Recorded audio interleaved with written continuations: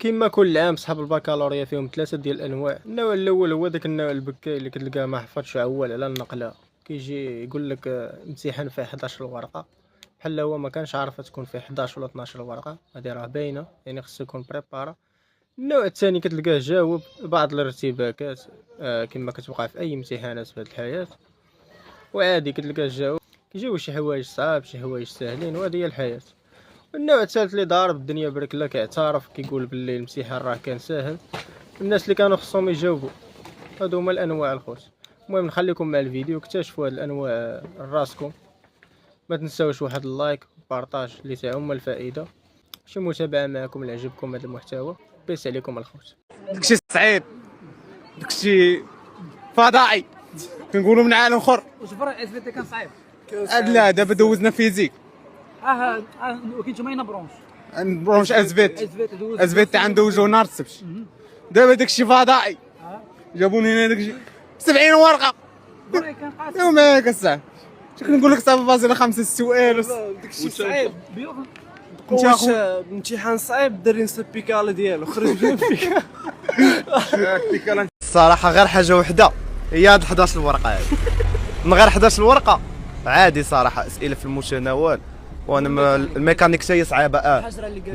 ميكانيك كان شويه صعيبه على انا خرجت بكري، اما ما تبقى الحمد لله داز مزيان صراحه. غير هاد 11 ورقه هي اللي شويه صدماتنا والله. راه كاينين حنا عندنا بعدا بكاو، كاين اللي بكى كاين اللي سخف، فهمتي؟ هادي كدهشر شويه، اما من غير هادشي كلشي مزيان الحمد لله صراحه. لا حيت اصلا ما تعطلوش، وكنظن ما كتشد والو، حيت فهمتي مع دخلوا وخرج ما خداش الوقت بزاف وما بازطناش الصراحه. اليوم اخويا دوزنا الفيزيك، هو راه كان ساهل ولكن خاصك تكون فاهم، ما كنتيش فاهم راه ما تعرف دير حتى حاجه.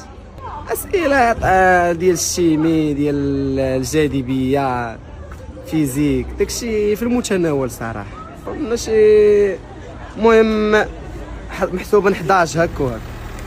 عطاوك واحد بحال الكتاب فيه من هنا ومن هنا 11، ماشي 11 ورقه، 11 صفحه، 11 بلاصه، فهمتي؟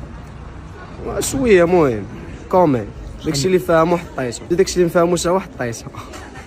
شحال نجيب شي في هذا الفيزيك هذا عندي واحد 12 تقريبا 10 على حطوا داكشي اللي كتب داكشي صحيح. لا كان صحيح ما كان صحيح راه نجيب شي جوج ثلاثه. من هادشي كامل الخوت نستنتج بلي اصعب باك داز في تاريخ المغرب، واللي دوز سنه واللي دوزو شي 20 هو باك 23. ما يمكنش الخوت نشكيو عليكم شويه، صعبوا علينا بالرجول. اخيرا الخوت حنا راه غير ضاحكين ومفوجين مع بعضياتنا، والله يوفق صحاب الباك جميعا، الله يوفقنا كاملين، لا اللي عنده الباك هاد العام لا اللي عنده العام الجاي. ان شاء الله نشوفكم في اعلى المراتب وتقبلوا في ديك المدارس العليا اللي باغين. والاخوان واخيرا ما تنساوش واحد اللايك ومتابعه معكم الباج، وعلاش لا شي كومونتير زوين. بيس عليكم الخوت، تهلاو.